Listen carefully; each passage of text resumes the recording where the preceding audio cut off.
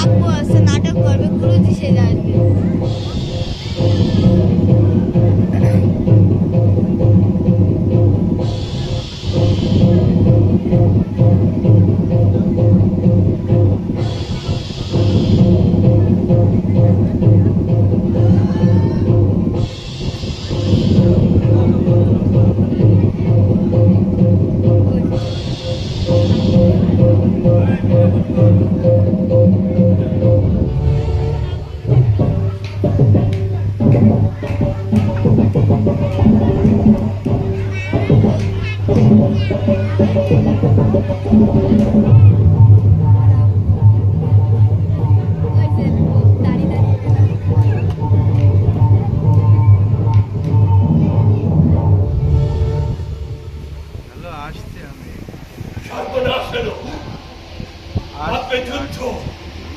চলবে আগুন, থাকবে বাড়ি, ধরণী হবে বন্ধা, জল যাবে শুকিয়ে।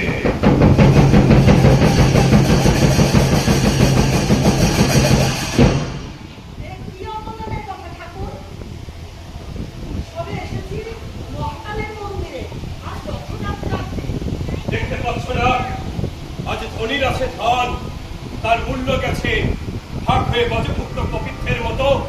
ভালো ফসলের খেতে আশা করেছে উপবাস, যক্ষনাথ স্বয়ং তার ভান্ডারে বসেছে প্রায় পেশনে। দেখতে পাচ্ছ না, আজ লক্ষ্মীর ভাণ্ড শত ছিদ্র, তার প্রসাদ ধারা শুষে নিচ্ছে মরুভূমিতে। তাই তো পাচ্ছে না কোনো ফল। তোমরা কেমনই করেছ দিন, কিছুই করনি শোধ, দেউলে করে দিয়েছ যুগের বৃত্তকে। তাই তো আজ লড়ে না ওই রথ।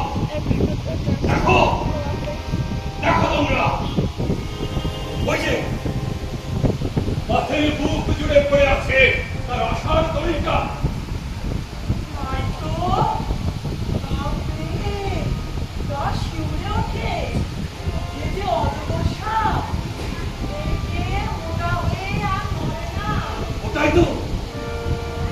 ওটাই তো রথের দড়ি, যত চলে না ততই চড়ায়, যখন চলে তাই মুক্তি।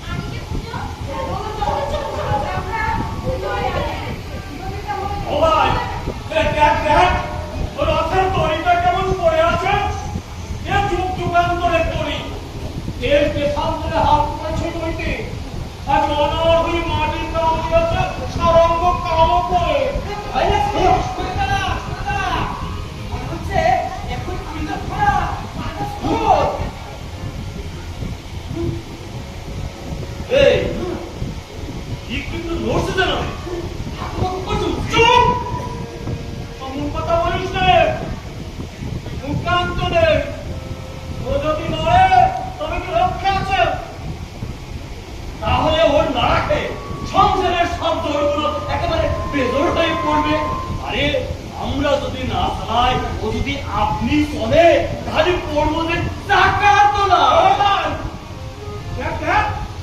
পুরুষের কাছে মুখ শুকিয়ে মনে বসে বসে পড়ছে মন্ত্র, আর সেদিন আর নেই যেদিন পুরুষদের মন্ত্র পড়া হাত দিয়ে ওই রথ চলতো। ওরা ছিল তাদের সুসম্বাহ। তবু এই সকালবেলা দেখি ঠাকুর লেগেছেন টান দিতে একেবারে উল্টো দিকে, পিছনের পথে। তাই তো ঠিক পথ, পবিত্র পথ, আদি পথ। ওই পথ থেকে সরে এসেছে বলেই তো কালের কথা ঠিক থাকছে না। মস্ত পণ্ডিত হয়ে উঠে যাচ্ছে। একেবারে সিটিপুর থেকে ওই পণ্ডিতের কাছে তারা বলে মহাকালের নারীর টান নাকি পিছনের দিকে। 5 জনের তরিক টানে অগত্য সামনে চলে, নইলে তিনি কিছু হটতে হটতে একেবারে পৌঁছে দিতে অনাধিকারে অটল হবে। ওই দোষীটার দিকে তাকে ভয় করে। ওটা যেন চূড়ান্ত নারী সান্নিধ্যিক স্বরে শব্দ করছে। সর্বনাশ এলো। গুড়গুড়ি শব্দ মাটির নিচে ভূমিকম্পের সৃষ্টি হচ্ছে। গুহার মধ্য থেকে আগুন লক লক করছে রসনা। পূর্ব পশ্চিমে আকাশ হয়েছে রক্তবর্ণ। প্রলয় দীপ্তির আরতি করেছে দিক চক্রবাল। দেশের পুণ্যাত্মা কেউ নেই কে? এসে ধরত পেছনিকা একটা পুণ্যাত্মাকে খুঁজে বের করতে একা যুগের বাড়ে। বলি ততক্ষণে পাপাত্মাদের ভাগে কি বসে? পাপাত্মাদের কি হবে? তাই নিয়ে ভগবানের মাথা লাগাবে। সে কি কথা? আরে সংসার তো পাপাত্মাদের নিয়ে। তারা যদি না থাকে লোকনাথের রাজত্ব পূজা পুণ্যাত্মা কালে ভক্তের দই বানাচ্ছে। তাও আবার আমাদের খেলায় দই মানে বনে জঙ্গলে গুহায়। ওটা ছবিটা রং যেন নীল হয়ে এলো। সামনে কথা বল।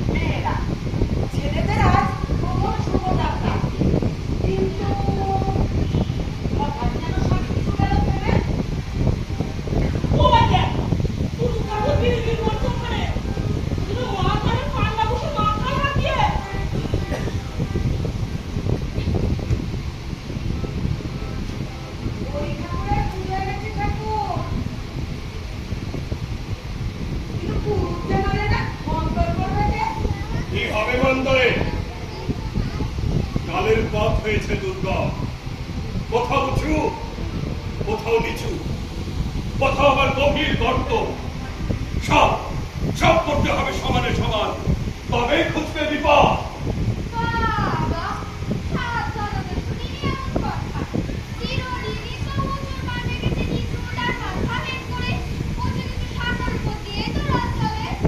দিনে দিনে ওর গর্তগুলোর হাও উঠছে বেড়ে হয়েছে বাড়াবাড়ি।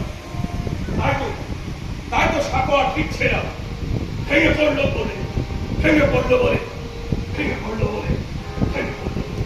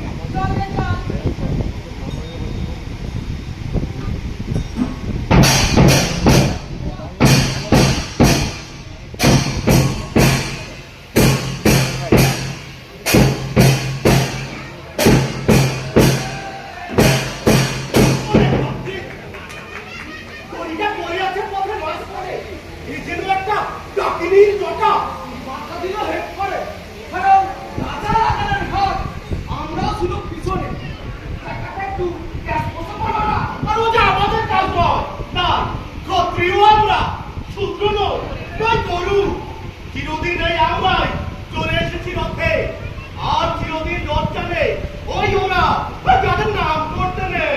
শোনো ভাই আমার কথা, এই কালে অপমান করেছি আমরা, তাই ঘটেছে সাথে মাছ সৃষ্টি। এই মানুষটা আমার বলে কি এলাকা যুগে সূত্র নিতে গেল ব্রাহ্মণের মান চাইলে তপস্যা করতে, এত বড় স্পর্ধা সেদিন ও কাল লাগবে দেশে, ও চাল হলো রথ দয়াময় রামচন্দ্রের হাতে কাটা গেল মাথা, তবেই হলো আপনাদের শান্তি। সেই সূত্র শাস্ত্র করছে হাত থেকে কাটতে গেলে বলে আমরা কি মানুষ না? আমরা কি মানুষ না? কালে কালে কত কি শুনবো, কবে আবার বলবে ভূপতি বালে বলবে এমন এই কর্তৃত্বের সাথে নাই বলে একঘাটে তবু রাজ্যের চলছে না, সে আমাদের প্রতি দয়া করে চললে পারে চাকার তলায় পরে কুড়িয়ে গেল বিশ্ব ব্রহ্মাণ্ড। আর সূত্র করছে শাস্ত্র, কাল লাগত হবে ব্রাহ্মণ সর্বনাশ। এই চলো তো ওদের পাড়ায় গিয়ে প্রমাণ করে আসি ওরাই মানুষ নাকি আমরা। এদিকে আবার কোন বুদ্ধিমান বলেছে রাজাকে, কলিযুগে না চলে শাস্ত্র না চলে শস্ত্র, চলে কেবল শাস্ত্র। তিনি আমার ডাক দিয়েছেন শক্তি, রথ যদি চলায় বেড়ে টানে তবে এই গলায় অস্ত্র বেঁধে ওই জলে যাবো ডু। না না রাগ করা মিশে সময় হয়েছে বাতা, এ যুগে পুষ্পধনুর সিলেটাও বেনের ঘরে যায় নিজস্ব টঙ্কা, তার তীরগুলোর ফলা বেনের ঘরে সারিয়ে নামলে ঠিক জায়গায় বাজে না বুঝে। তা সত্যি এখানে রাজত্বের রাজা থাকে সামনে, পেছনে থাকে বেনে, যাকে বলে অর্ধ বেনের রাজস্ব মূর্তি।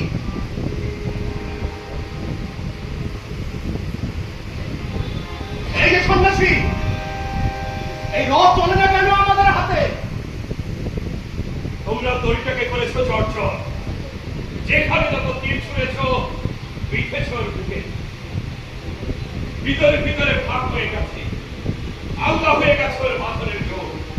তোমরা কেবল ওর ক্ষতকে বাড়িয়ে চলবে, বলের বাদলামিতে দুর্বল করবে কালকে। যাও যাও, তোমরা সরে যাও, সরে যাও পথ থেকে, সরে যাও, সরে যাও পথ থেকে।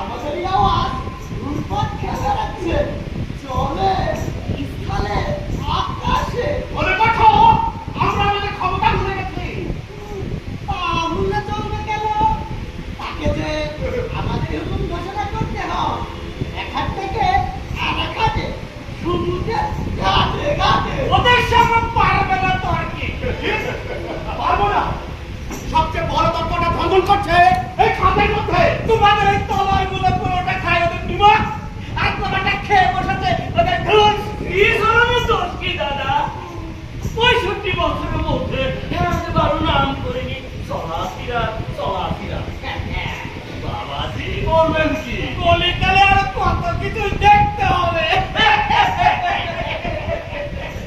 এখন পালাই রে ইটা চাকদমে ভাগ করে ওরাকে সেটা খাইয়াছে খাইতে তারপরে তোয়ানি মিলে ঠান্ডা তাকে বসত না রশিদে হাত করা অমনি রথের চাকর বসে যেতে লাগলো মাটির নিচে তাই তো ওই নিজের মনটাকে যেমন দিয়েছে তেমনি এবার ওই রথটাকে গলিয়ে দেওয়ার চেষ্টা উপবাসে মানুষের পা চায় না তো 65 বছর উপবাসে ভাগ করলো এই চাকার উপর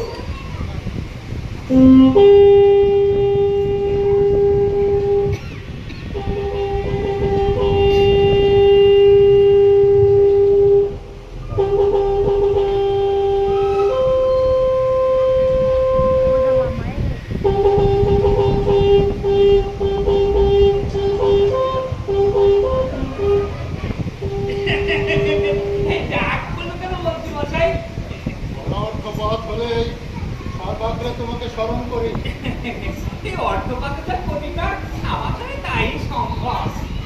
সকালে রথ চলছে না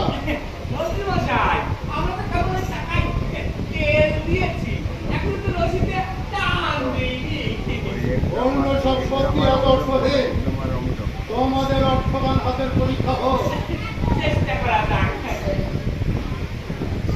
দৈবক্রমে চেষ্টা যদি সফল হয় অপরাধ নিয়ে না তবে চেষ্টা করা যাক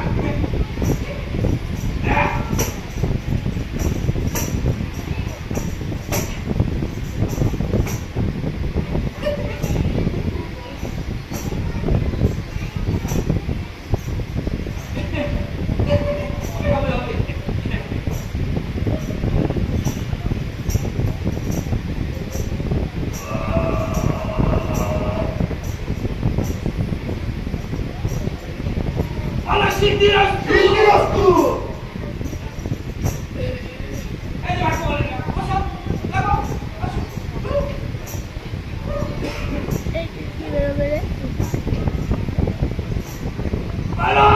সিদ্ধিরাস্তু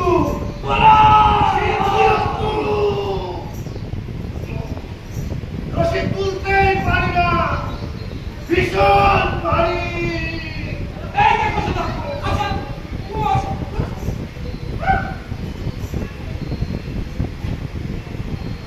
সিদ্ধিরাস্তু সিদ্ধিরাস্তু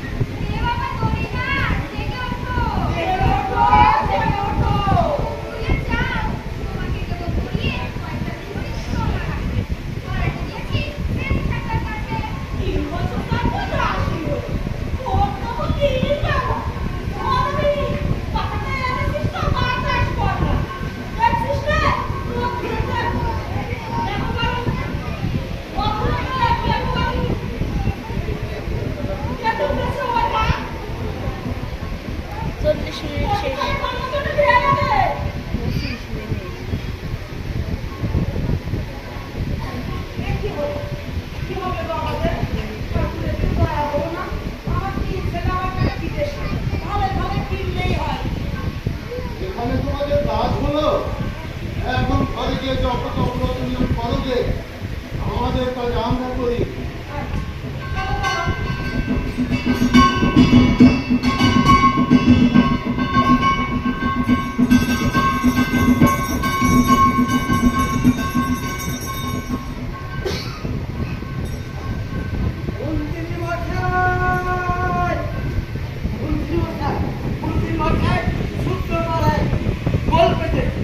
কি হলো? এবার আপনার রথ চালাবো। রশি ছুটে যাবে। একা মেয়েকে তাকে ভাবতে ভাবতে ভগবান যাবে করে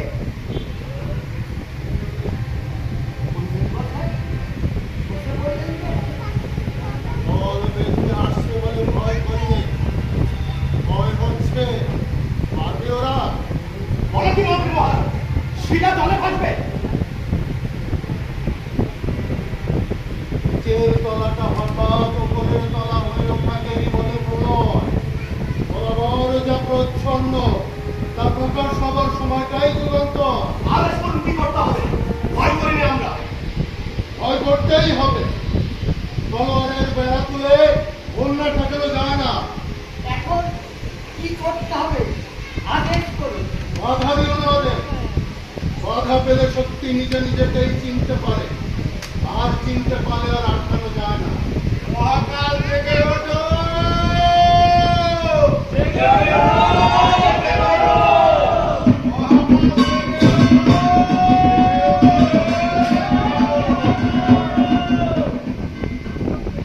ওরা এসে বলে কিচ্ছু করো না তোমরা, আকস্মিক হয়ে।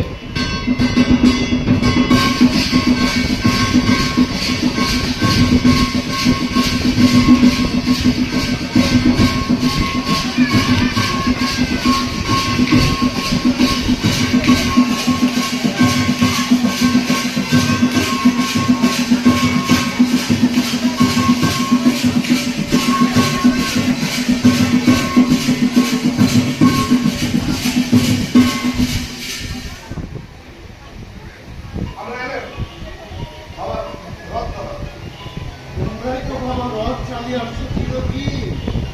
এতদিন আমরা পড়ে থাকতে রথের চাকা সবাই বলে গিয়ে ভুলে যেতাম চারটা হয়ে সব সময় তোর দাদু রথ শুনে বলে দিল না বাবা। তাই তো দেখলে চাকার সামনে ধুলোয় করলে দুটো কুটি। ভয় ওপরে তাকালো না, বাসে ঠাকুরের যোগ করে। তবুও তো চাকার মধ্যে একটা জ্ঞান লক্ষ্য। একে বলে অগ্নিমান্দ। তেজ হয় বলে ঘটে এমন দশা। এবার তিনি ডাক দিয়েছেন তারপর কাঁদতে। রসিকান্তে, আমি বুদ্ধি দেওয়া দেব, তা জানতে কি করে? কেমন করে জানা গেল তা কেউ জানে না।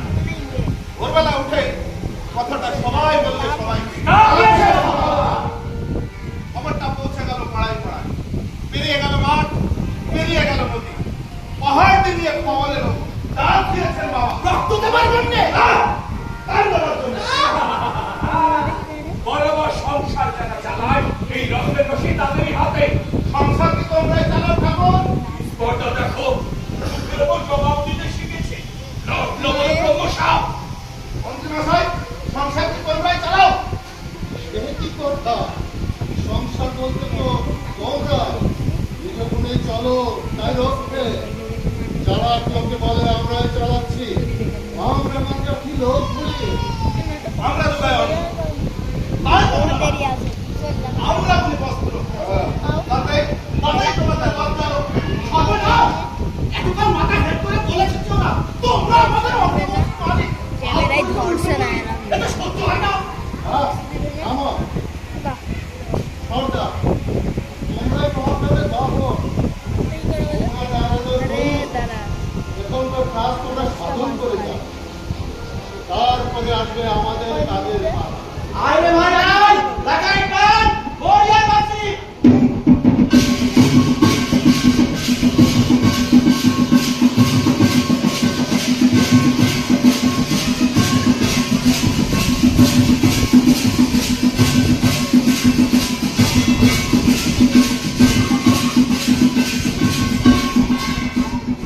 কিন্তু বাবা, সাবধানে। সামনে চলো। বরাবর যে রাস্তা ধরে রথ দিয়েছে, কেউ সেই রাস্তা ধরে বড় না যেন একেবারে আমাদের ঘরের ওপর। কখনো বড় রাস্তায় চলতে পারেনি, তাই রাস্তা তিনি নেই। এই রথে আছেন তিনি, তিনিই সামলাবেন। আয় ভাই আয়, এই দেখছিস ওই রথ চূড়ার তেতনটা কেন ঘুরে উঠেছে? ওই বাবার ইশারা, বুঝলি, বাবার ইশারা, আর ভয় নেই।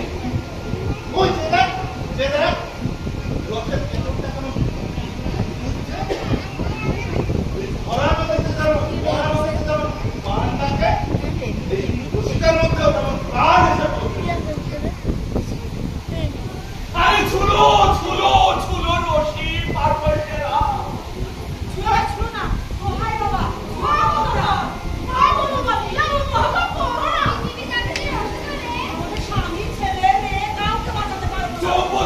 চোখ বোঝো তোমরা, ধর্ষ হয়ে যাবে রুদ্ধ মহাকালের মূর্তি দেখলে।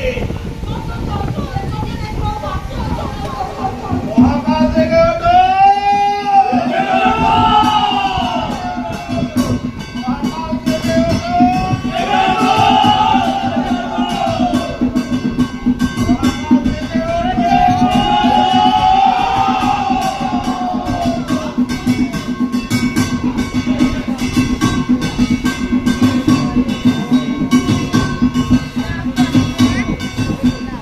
ওই দেখো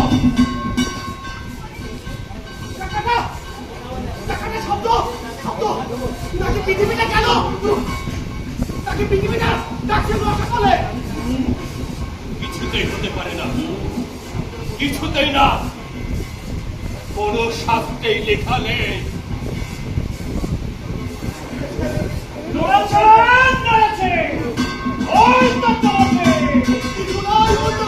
পৃথিবী নিঃশ্বাস ছাড়ছে অন্যায় ঘোর অন্যায় রথে শেষে চললো পাপ মহাপাপ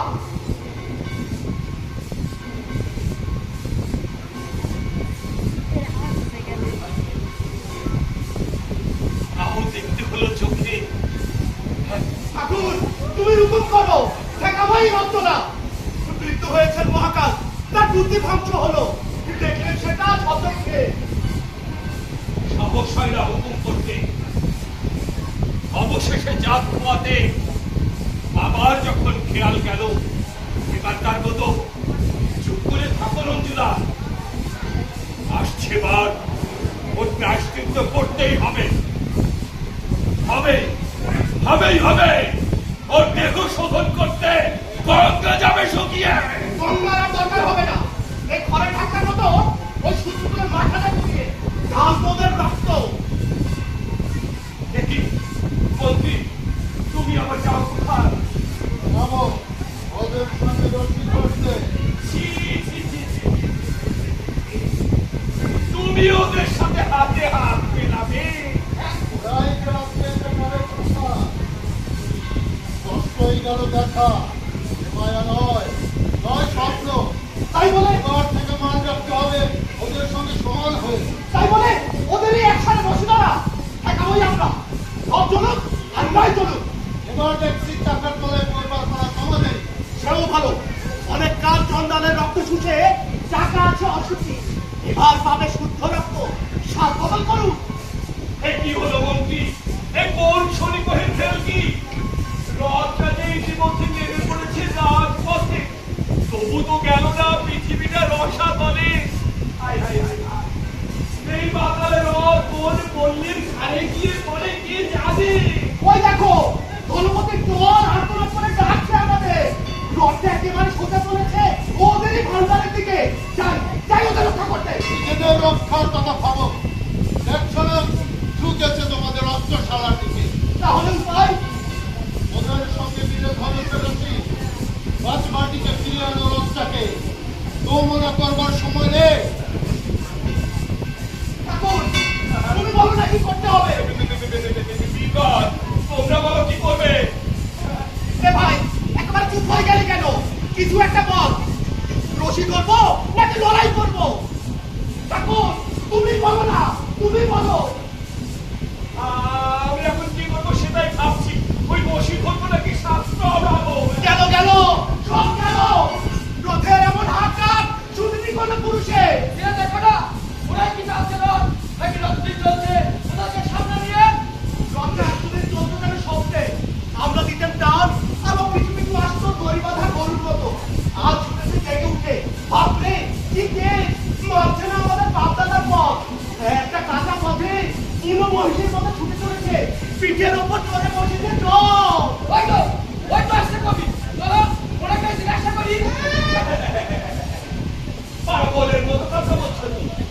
আরে আমরাই বুঝলাম না মানে বুঝবে কিনা ওই কবি। আরে ওরা তো বানিয়ে বানিয়ে কথা বলে শাস্ত্র জানে কি হ্যাঁ?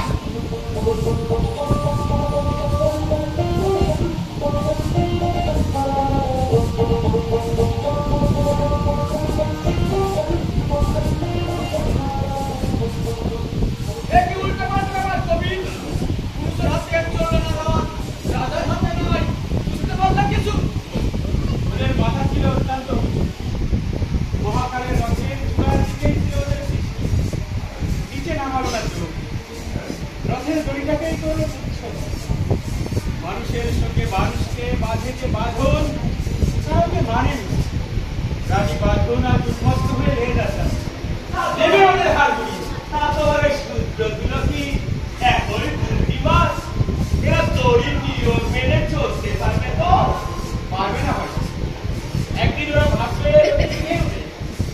রথের সর্বময় কর্তা ওরাই দেখো কাল থেকে এরা শুরু করবে দেখা জয় আমাদের হাল লাঙল জয় কাটা তখন এরাই হবে বড় রথের জেলা হলধরের মাধ্যমে জগৎটা উঠবে সওয়াল করি এরপরে যদি এই রথ পদ্ধতি অচল হয়ে পড়ে তখন এই তোমার মতো কবিতেই ডাক করবে তিনি আবার ফু দিয়ে ঘুরাবে চাকা নিতান্তই ঠাট্টা নয় পরীক্ষা রথযাত্রায় কবির ডাক করেছে বারে বারে কাজের লোকের ভিড় ফেলে পারেনি সে করতে তারা রথ চালাবে কিসের করে সেটা তো বুঝিয়ে বলো কবি গায়ের জন্য নয় ছন্দের জন্য আমরা মানি ছন্দ জানি একশোটা হলেই তাল কাটে পরে মানুষ সেই অসুন্দরের হাতে চাল চালন যার একপাশে বাঁকা কুম্ভকর্ণের মতো গরম যার বেমানা যার ভোজন কুচ্ছিত যার ওজন অপরিমিত আমরা মানি ছন্দ আমরা মানি সুন্দর তোমরা মানো কঠোর শাস্ত্রের কঠোরকে অস্ত্রের কঠোর বাইরের খেলা করার উপর বিশ্বাস অন্তরীণ তাল মানের উপর নয় তুমি তো লম্ব উপদেশ দিয়ে চললে হবে আর ওদিকে যে লাগলো আগুন যুগাবসানের আগেই তো আগুন যা ছাই হবার তা ছাই হয়ে যায় আর যা ঢুকে যায় তা দিয়েই সৃষ্টি হয় রঙ ঢুকে তুমি কি করবে আমি আমি তার রেখে রেখে গান গাবো আর কি হবে তার ফল যারা টানছে রথ তারা পা ফেলবে তালে তালে পা যখন হয় বেতালা তখন খুঁজে খুঁজে খারাপ বন্ধুগুলো মন মুক্তি ধরে মাতালের কাছে রাজপথ হয়ে ওঠে বন্ধু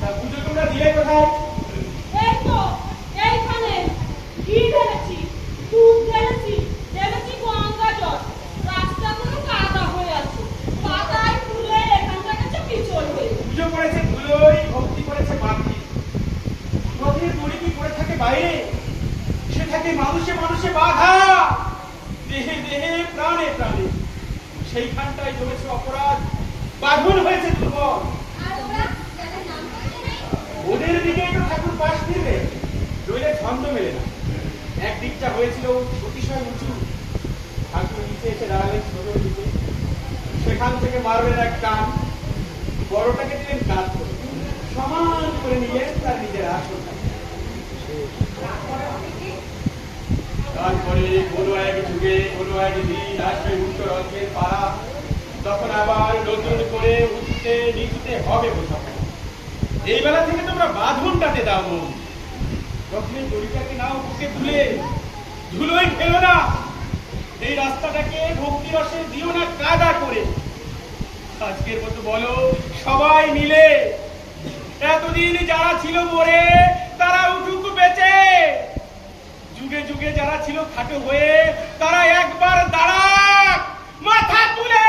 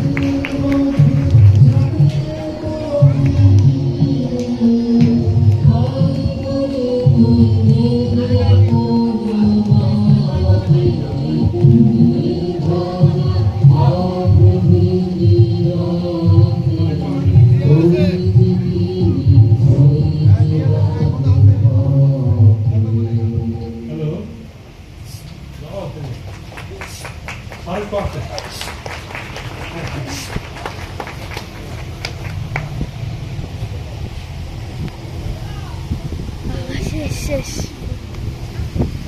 দর্শক মন্ডলী, আপনাদের অরিন্দমের পক্ষ থেকে শুভেচ্ছা জানাচ্ছি। আমরা জানি না এই রথের রশি এই নাটকটি আপনাদের কেমন লাগলো। আমি অনুরোধ করব আজকের প্রধান অতিথি চুয়াডাঙ্গা সরকারি কলেজের সম্মানিত অধ্যক্ষ মহোদয়কে দু একটি কথা বলার জন্য।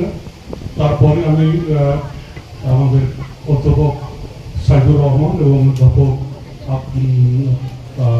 হাসানুজ্জামান মালিক সাহেবকে আমি মঞ্চে আসার জন্য অনুরোধ করছি। খুব সংক্ষিপ্ত সময়ে আপনারা দু একটি কথা বলবেন। ধন্যবাদ সব। ধন্যবাদ। মাথাটা একটু খাটো করে। অরিন্দম সাংস্কৃতিক সংগঠন ৩৯ বছর পার করেছে।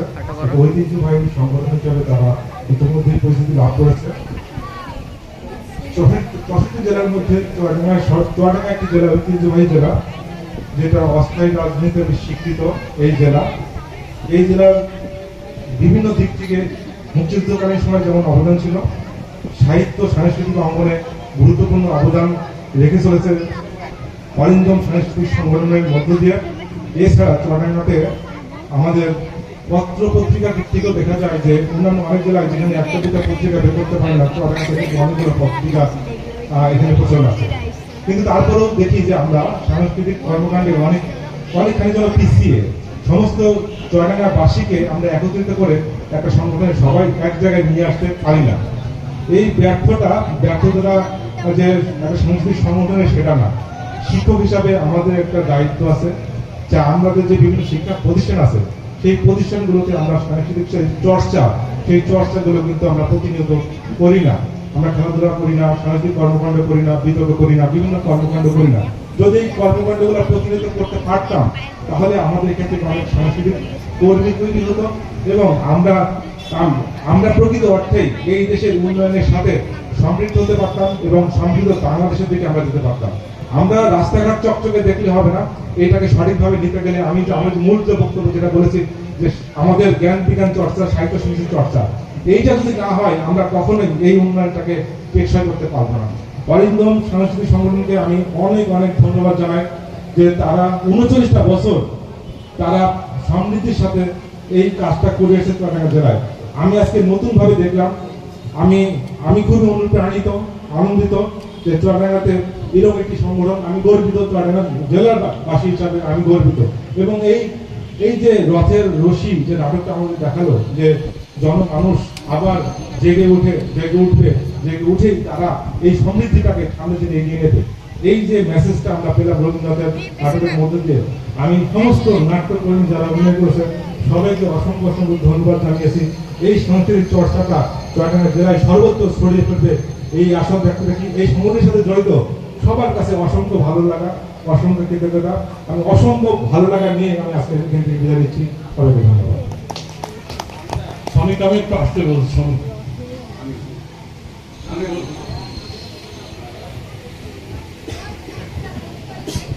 অরিন্দমের সকল কর্মী আপনার উপরে আসুন, আমরা একটা ফটো সেশন করবো, সবাই উপরে চলে আসুন। অরিন্দমের ৩৯তম প্রতিষ্ঠা বার্ষিকী উপলক্ষে আজকের এই আয়োজনে সকলকে জানাচ্ছি শুভেচ্ছা এবং অভিনন্দন। দীর্ঘ পথ চলে অরিন্দম অনেক কিছু সৃষ্টি করেছে।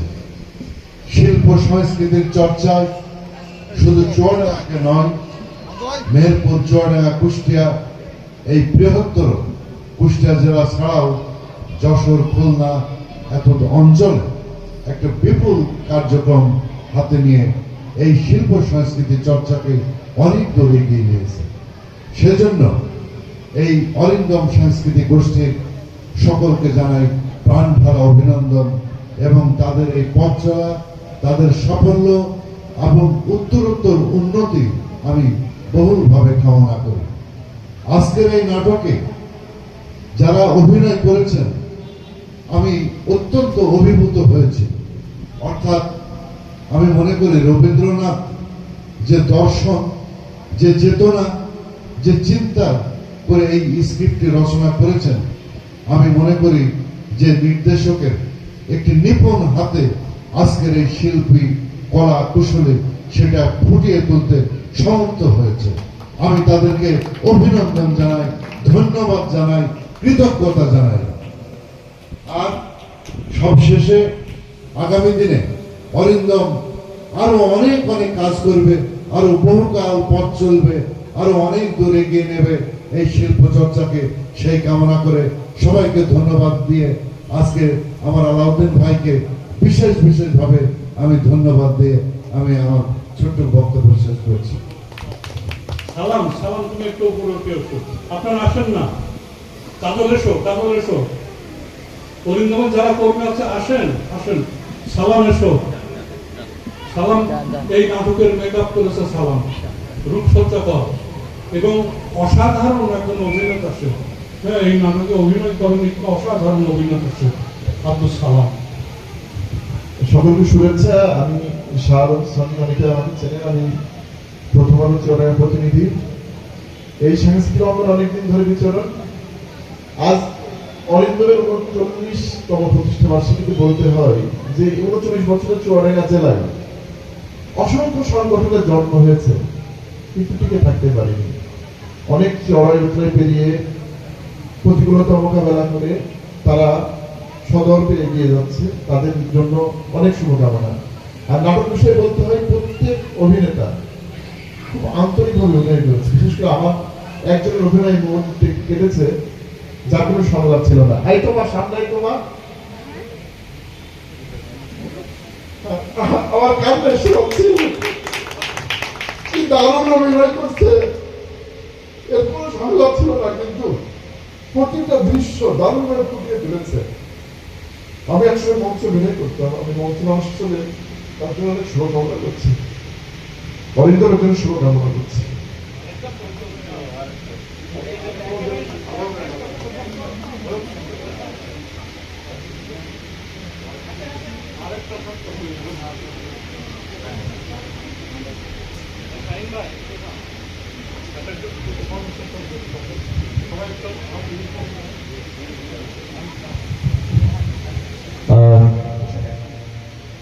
আমার পাশে যে মানুষটা দাঁড়িয়ে আছে তিনি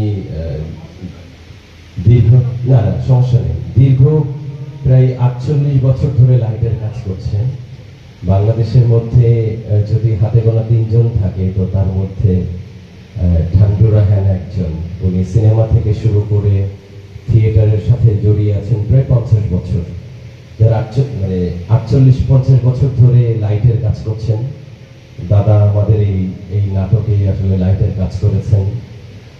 সবচেয়ে বড় কথা যে বাংলাদেশে যদি সবচেয়ে বড় কোনো ধরনের অ্যারেঞ্জ হয় ইন্টারন্যাশনাল কোনো প্রোগ্রাম, অন্য দেশরা তাকে সাজেস্ট করে যে উনি যেন লাইটটা ডিজাইন করেন এবং ওই অনুষ্ঠানের পুরো দায়িত্বে থাকেন লাইটের।